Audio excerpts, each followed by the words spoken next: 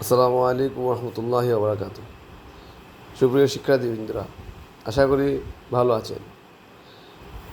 আজকে আমাদের ইংলিশের একটি গুরুত্বপূর্ণ বিষয় হচ্ছে বক্তব্য, যাকে আমরা ইংরেজিতে বলি স্পিচ। আর বক্তব্যের ক্ষুদ্র অংশকে বলা হয় শর্ট স্পিচ। তো তার মধ্যে একটি গুরুত্বপূর্ণ স্পিচ হচ্ছে the important of prayer or সালাহ। প্রথমে আমাদেরকে বলতে হবে যে আসসালামু আলাইকুম ওয়া রাহমাতুল্লাহি ওয়া বারাকাতুহু।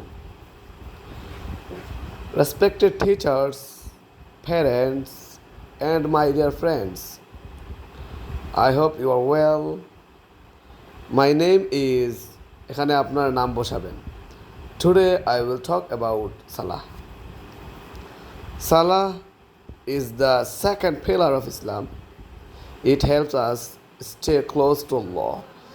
It teaches us discipline and cleanness.